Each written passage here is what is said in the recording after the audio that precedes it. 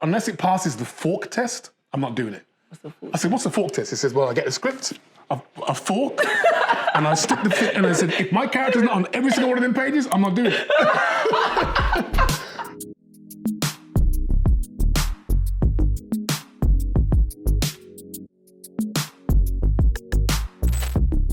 Mr. David Harewood. Yes, sir. It's an honor to have you in the bookshop, in the space. Mm-hmm. The whole Fulham shut down, knowing that you was arriving. Oh, really? This was like the Queen. Okay. Well, late Queen, rest her soul, do you know what I'm saying? But this was like Harry and Meghan touching down in West London to have right. you in this vicinity. I feel it's slightly less people, but that's good. I like that. I like that. This is VIP locked off. This is why there's less people, you know? On the other side of the camera, there's crowds knocking on the window waiting for You don't see autographs. that, but we can see that. Exactly. It's an honor. Thank you, man. Yeah. You don't have to keep saying it's an honor. I get But it. it is, you know, I come from a generation where if you see somebody who's accomplished something, especially in a space and from an environment that it typically doesn't happen, you have to honor them. Oh, Do you get man. what I'm saying? I respect that. Thank you because very much. you become a beacon for other people that are coming through. I'm a beacon. You're a beacon. You're a beacon. And you're also a very, very learned man and a man with a very important message and also like a story that I think is important. But before we get into that, I feel like the most important thing, we're in a bookshop, you know, and this is like the apex of literature, and you're learned in a way that you know the origins of literature. Shakespeare, you're a Shakespeare man. Yeah, but that's true. But you know, you come in here and you just, my eyes just drawn all over the place. I love being in a place like this because, I mean, look at all these different books in here. So everyone's got a perspective, everyone's got a story. And that's, for me, life is a collection of stories. Yeah. So I come in here and I just think, where do I start? Yeah. You know, because every single one of these has got a lesson, a character or a story arc that will draw me in. So it's a fascinating place. I think bookshops are fascinating places to be. Yeah, you know, and I think, fortunately, we still have them, especially with the way the climate is going. Truly. I'm sure they was more prevalent when you was younger, as a teenager, and... I never went in a bookshop as a teenager. You never went to any bookshop? No. I mean, listen, this is... I mean, so for me, you know, it was only after I started going to drama school that I sort of developed a love of literature. I didn't, at school, I was just running with man then. I hear that.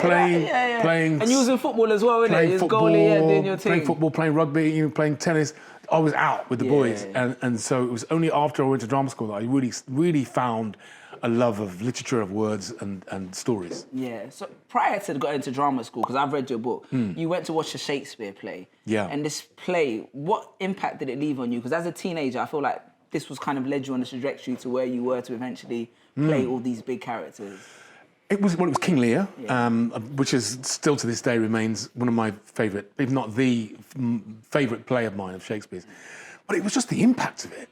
I mean, you had the boys, you know, who just happened to get their money in first on the school trip. So you had this row of heavy boys who we weren't expecting to be that impacted, but we were emotionally wrung out at the end of this play, and it was a story. Yeah. It was the story of this king who, you know, as he gives away his kingdom to these girls and his daughters, and the one that loves him gets fling out, and then she kind of comes to rescue him at the end, and you know, when she dies at the end, I'm giving the story away.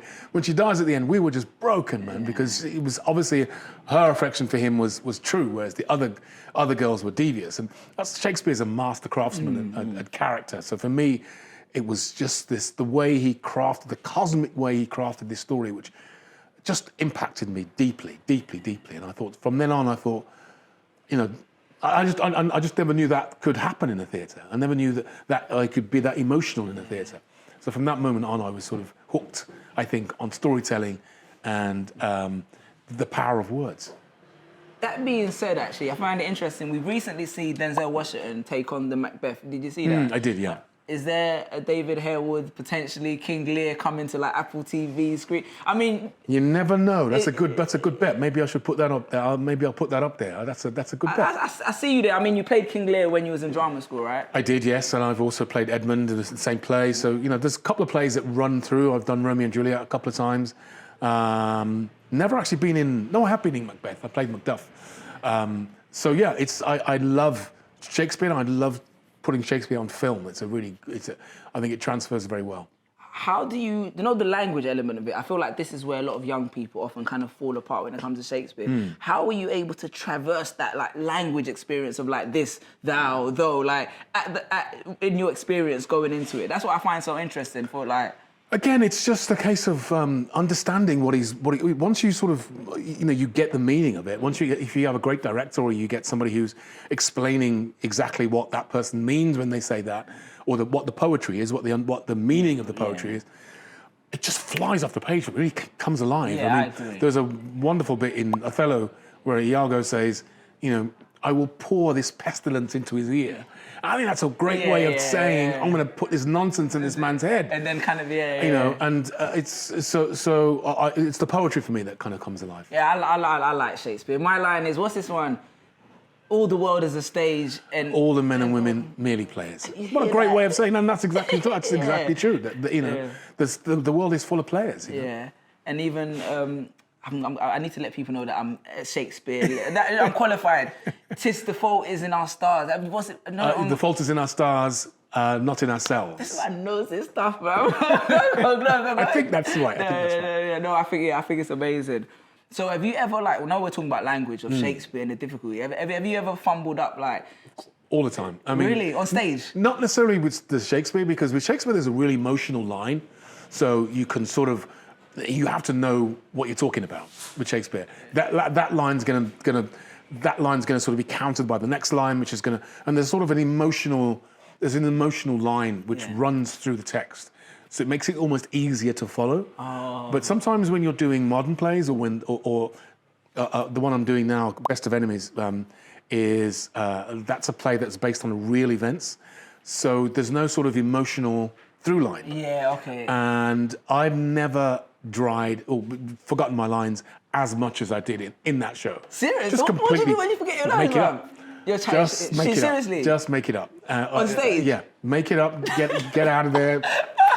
Think on your feet and get out of there. So what are your cast? When the cast see that? Everyone just can see everyone just turn around and start laughing because they know you're gone. And you're gone. And there's a look that comes over somebody's eyes when they dry, and especially when you've got a live audience, when you see them go and then they talk foolishness. you got to go, I'm going to help that person get out. So you do rely on your castmates and you rely on your scene partner to get you out of trouble. That's dope, man. No, I would never imagine. That's one of my biggest fears, like being...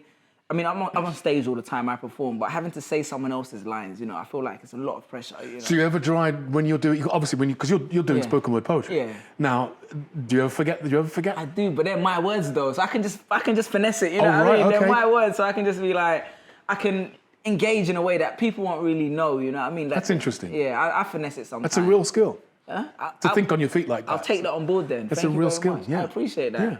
So we're talking about Shakespeare. So let's go on to the subject of like storytelling. You know what I mean? Because I feel like you have such a compelling story that you lived, but you told it in such a compelling way. Thank you. How was that process of articulating such an intense experience? Because you wrote the first two chapters, not the first two chapters. You wrote 2 chapters during lockdown, right? I did, yeah, and they were based on George Floyd. That moment. That moment after George Floyd, that wave of empathy that literally just spread around the world, where you saw thousands of people come out in support of the idea of Black Lives Matter. I was very moved by that, and what I noticed was that there was a sense here in Britain, you could really pick up online, where people were kind of going, "Oh, that doesn't happen in England. We don't have racism. Always, bro. We don't. That's an American. Racism is an American issue, and we don't have people burning crosses on our lawns, but it's just a different form of racism. So this sort of denial that was sort of I witnessed. I thought to myself, that's not my experience. Growing up in England, I did have. You were regularly chased. I mean, back in the day, you were chased by skinheads. I think it's mad when you tell that story. It was just a regular. Yeah. That was a regular occurrence. And you're a child, you don't realise the severity of. Sorry, I mean, I didn't mean to cut you off, but you're saying you're running from skinheads and you're laughing, do you know what I mean? I remember the NF used to be like in North London where I grew up, and just like anyone hearing that there was a van there waiting for somebody or that, like that scares the shit out of you, bro. That's what I'm saying. So I mean, there were times when we were loved, but there were times when it was scary when you're, 9, 10 years old and walking down the street and somebody shouts "nigger," and you don't know where it's come from, and all you hear is screeching tires and doors opening, and you look round and man's chasing you. That was scary times. Scary times. So growing up in that environment, I think sort of you became fearful to walk the streets. You became fearful to sort of put yourself out there, and that's the unfortunate thing about the weaponization of language, in that, as the Americans would say, you had to be woke. Yeah. To those threats. Yeah. So you had to be woke. Yeah. Whereas that whole word has been weaponized here to mean something completely different. Yeah, sure, 100%. And so that's obviously, and it's a shame, but I think that's again that corruption of the corruption of the invention of black literature. Yeah. That whole term of being awake to threats has been weaponized in the way that it has been. Yeah, and I mean, it's kind of been humorized in a way as well, you know what I mean? In terms of when someone comes across as woke now, it's like, you're talking outside of the norm, you know what I mean? I feel like in general, well, it's like you said, it was a very real... A specific term, which, as I say, was within the black community to be awake to certain threats that were coming, You had to be woke. Yeah. I wanted to ask about your book, and it's going to get a bit heavier, but I just feel like it's important what you did, you know what I mean? And it's hard. I mean, there's a lot of people that talk about mental health and a lot of black people, but you really went through it. You were sectioned twice, you know what I mean? And I feel like you talk about you peed out the window, do you get what I'm saying? It's heavy, man. No, it's mad, the story. My question, is there anything that you got to a point when you was writing the book that this is just too much? Like I couldn't put... No, everything's out there. Absolutely everything is out there. And I sort of... So for me, it was also a case of trying to understand, what happened to me. So, for instance, that memory that you talk about, that issue that you talk about, I thought, so do I need to put that in the book? And I thought that was a memory that was always just been in my head, an image that's been in my head, and I could never understand where it came from. Of course, but when I read my medical records, and my medical records were... I'd never seen them before. Yeah. So it was when I did the documentary that the BBC found my medical records on microfilm. That had been there. I've been there for 30 years. 30 years it'd been down there, and so that was the first time I saw them. And then when I read this, I thought that's where that memory comes from, being incontinent, in the hospital, and it was also as a result, which is what I found out later, of over medication. Oh. So. Do you want to describe the situation, if you don't mind, just for people that maybe watching them? It's well known that black people are overrepresented in the mental health system, but it's also not so well known that many of the people who are in the system are routinely over-medicated, particularly if you're a large black male. For no medical reason, just purely from the fear of those working in that institution that you're going to be violent. So, it was a consultant who I'd shown my medical records to. She pointed out to me, she said, you do realise that you were given 3 times the legal dose of tranquilizers, 3 times the legal dose. I had no idea, but I knew I was physically very, very restrained and rigid and at the time just physically very stiff, and that was a direct result of the drugs that were used at the time. But she also said to me that what I then realised was that that issue of routine over-medication of black males in the mental health system, purely because they're scared of them. Purely, it's like a dog. You kind of just want to subdue it as much as possible. Exactly. It's like you knock it out and make sure it doesn't bite you. So that's an issue that, and writing this book has been in the digital age has been very interesting because people contact me on social media all the time. I can imagine. And one of them was from a person who works in the in a mental health institution on a psychiatric ward, who said to me, yes, that is routinely, even to this day, people do that. They over-medicate, they'll knock up somebody's doses because they're afraid of them. Yeah. So it's to sort of knock them out, which is scary and worrying. That because I think that's a mental health ward is the wrong place to be racialized. Yeah, exactly, especially what you're going through. Out of that, before we change and we kind of talk about the books and the other side, one of the things that like almost brought me to tears, like when I was reading it, and I even get goosebumps, is the fact that when you said your mum came to pick you up and she just gradually gave you like one pill less at a time and she broke one pill, and I was thinking, damn, like mothers, you get what I'm saying? The mother's love. Like, do you get what I'm saying? Bro, when you said, I was like, damn. Well, she because she could tell that, because when I was seconded for the second time and released the second time, I was just literally given a bottle of tablets and told, just keep taking the tablets. And, yeah, just keep taking 3 of them a day. But after 2 or 3 weeks, I was depressed. I was massively overweight. My brain was slow. Felt like my head was in jelly. And I said to my mum, I need to stop taking these tablets. They're not good for me. Yeah. And she phoned up the hospital and they said, oh yeah, just stop taking them. Now, that was like a handbrake just being lifted off my brain. Yeah, it's like going cold turkey, Exactly. I started spinning really, really quickly and just, freaking out a little bit. And I knew I was flying a little bit, but I wanted to get back to London because I was in Birmingham. I wanted to get back to London, get back to my life, get back to normal. Yeah.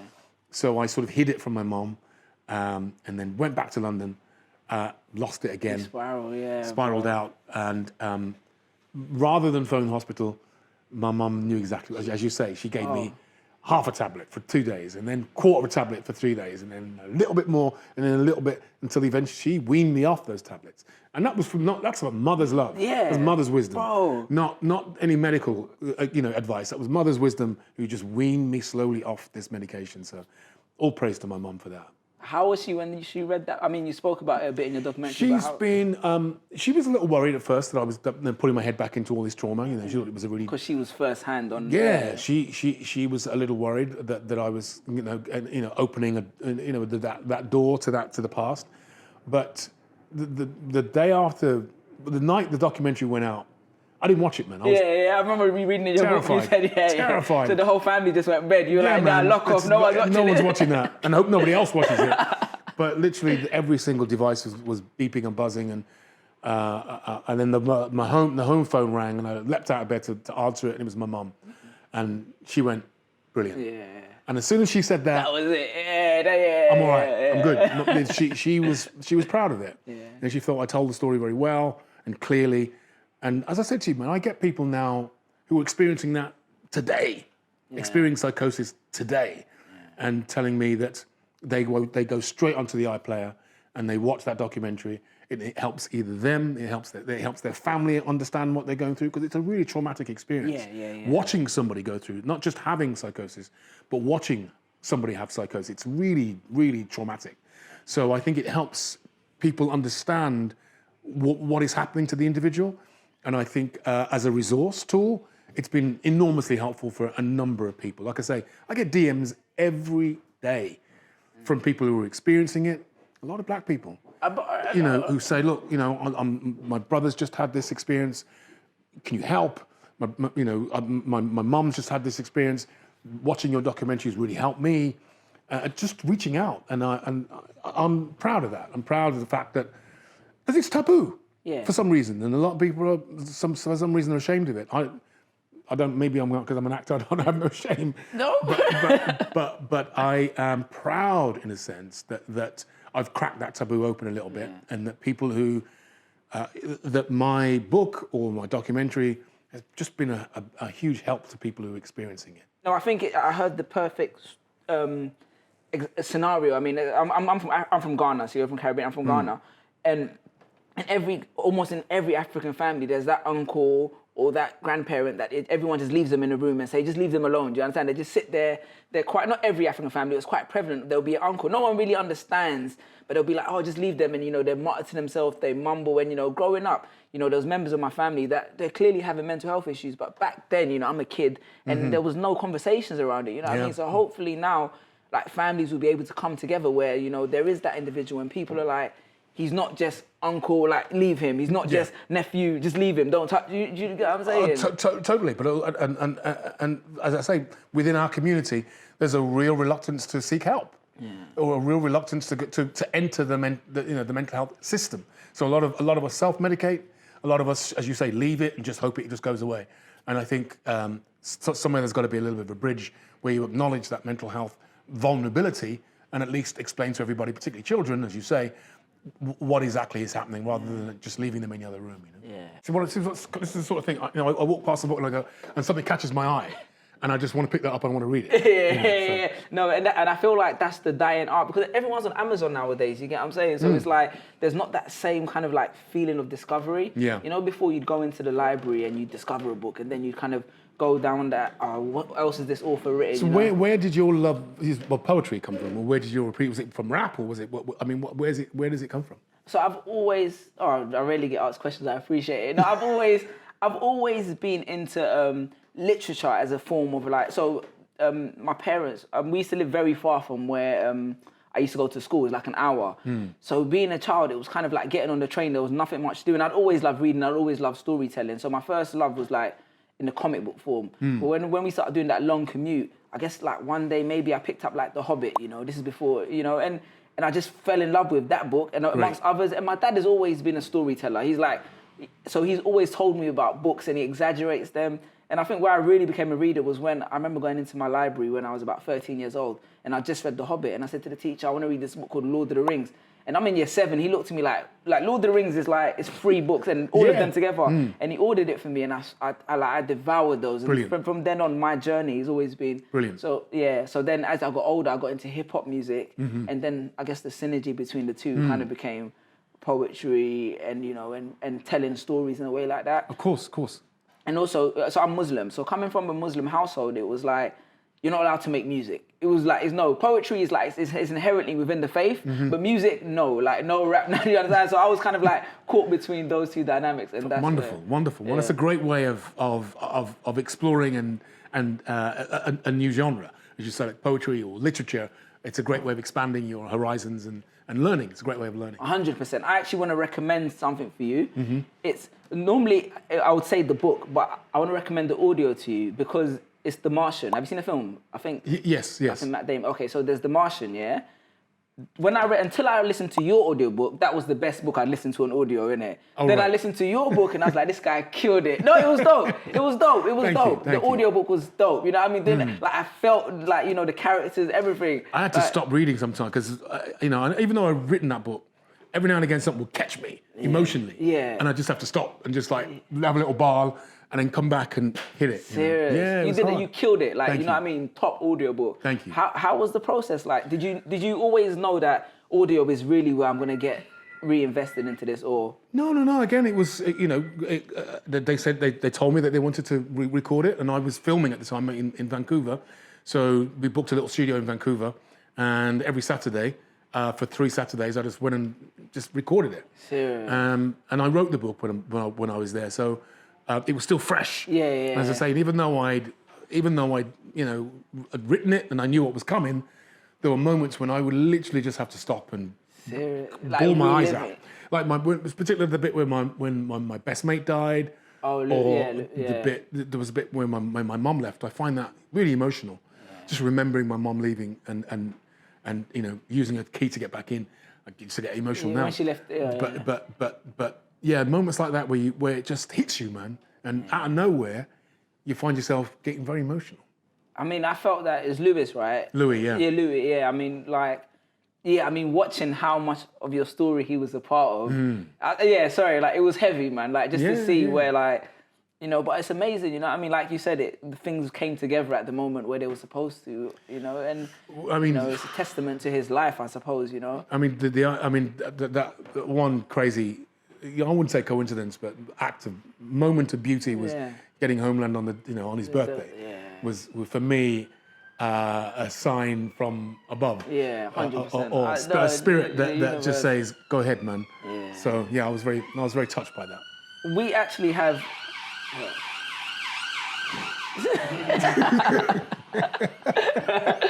Sorry, just have it.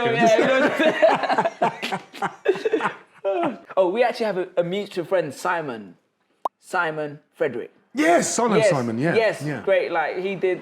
He's a great talent. Oh, amazing guy. He did a series called The Outsiders, and Yes. Yeah. So you would have heard I did a lot of the voicing for the intro and outro. I spent wonderful. a lot of time with him in that. But he also did. Black is the New Black. Black is the New, and they got to have us. Yeah, they got to have us. He was in that.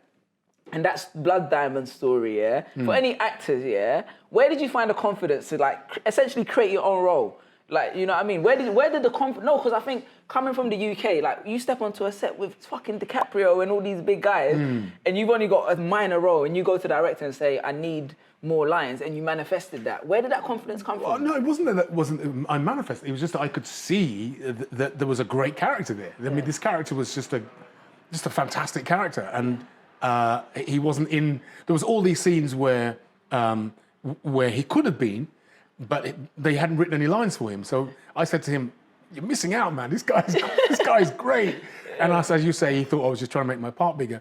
But on that first day, you know, I could see he was just doing this long tracking shot, you know, and then landing on my character. Yeah. But I just could see that physically I didn't have enough lines. So as I said, the props guy gave me this real RUF manual, and I read them. RUF is finding funny people. So I was going to say it. So I just started improvising, and after about an hour, he come up to me and said, "Where you getting all that lines from?" I said, "Here." He went, "Keep going." And then at the end of the day, he just said, "You're right. You're absolutely right." So I spoke to Leo. And Leo, first name, Leo. Spoke to Mr. DiCaprio and changed the film. So I became the sort of de facto bad guy, which wasn't in the original script, but became that because of what I'd done. So, where do I get the confidence from? It's the craft. You know, for me, it's about making something in the moment. Yeah. So you can't really do it in a play because everything's I mean, you can in terms of your movement, and I do love that when you work with an actor that's confident enough to just go, "I'm going to walk over here tonight. Or, I'm going to go over there tonight." You know, it's exciting because you never know. But with film, you can be a bit more creative because I think film is more about moments as opposed to story. It's about creating moments, and that was a moment there that I created, and it led to something else. No, it's iconic. I mean, it's a great movie, and to be a part of that, I can only imagine. It's a top movie, top movie, like without a doubt. That being said, you're part of the hybrid of British talent that have made the transatlantic transition successfully. I wanted to ask, from a storytelling standpoint, what's the difference between American scripted TV and British ones? Because you've done a lot of British ones. You made me laugh at one point where you was like, in Britain, all you was ever getting to play, what did you say? You said you only get to play police officer or something? You said I've played more black policemen than there are black policemen. Exactly. And so this is so funny. So I told this woman that I work with, she's a white woman, and I was like, "Oh, by the way, I'm going to interview David Harewood." And she goes, "I know him. He's always the policeman." That was the only roles that were given to us back in the day. And that's the difference with American work is the scale, and also over there. It's the type of characters. So you're playing authoritative, three-dimensional leading characters. Yeah. Whereas over in England, I was Joe, Black Joe. The copper who, and just not really getting much to, not playing the A story. Yeah. Not even playing the B story sometimes, but playing in America, you play the A story. Yeah. And I remember going there first time and going to the audition, and at the top of the page it had, "Please send more actors of colour." And I'd never seen that in England. Yeah, 100%. I'd never seen that in England. I was like, wow, I can make it here. There's opportunity here, black stars here. So America's been a great place for me to expand my talents and also to have more confidence in myself, because you're walking in the door for the main role. Yeah. And whereas over here you come back and they go, "Oh, would you read for this two line?" I ain't reading. Yeah, you ain't got time for that. I ain't got time for that. I ain't got time for it. So right now I'm turning a lot of stuff down. Do they still give? Do you still get that? Seriously? Yeah. And a friend of mine says, it's a really great phrase. He said, "Unless it passes the fork test, I'm not doing it." What's the fork? I said, "What's the fork test?" He says, "Well, I get the script, a fork, and I stick and I said, if my character's not on every single one of them pages, I'm not doing it." That's a great way of doing it because you want to be the main dude. You know, I'm done playing supports. I'm done playing little roles. I'm done playing walk-ons. I want the main. Bro, guy. you deserve it, bro. You've done the things. Do you see what I'm saying? Yeah. What was that like being on? I mean, Homeland was arguably like it's gone down in TV history. Do you get what I'm saying? And you was on it for 3 seasons, right? 2 seasons. 2 seasons. Yeah. So what was it like? Like actually, like the transition from being I was this person in England, now I'm in this. It took a while again. In terms of confidence, it took a while because I'd never done an American accent before. You never done one before. Never done an American accent before. So I was like, and you know. Most of my black American accents were blue collar, Eddie Murphy. Yeah. You know, but so I thought the head of the CIA ain't gonna talk like that. So I had to get over there, and I was watching CNN and Fox News and just watching black professionals. What their accent was. I'd record their accent and then I'd sort of start mimicking them off the TV. So I sort of amalgamated. It only had 16 days to sort of put a character together. And then you're walking on set and there's big people, man. Mandy Patinkin, Claire Danes, Damien Lewis. So every scene was like a meal. It was like a 3-course meal. Yeah. And at first I was nervous. Really, I was nervous. And my first day was a horror show, a real horror show. Yeah, my accent was all over the place. Sounded Pakistani. It was bad. And the director came up and said, "You all right?" I was like, "Nah, I had a bad day." And he said, "Well, if you want some help." So he managed to get me a voice coach.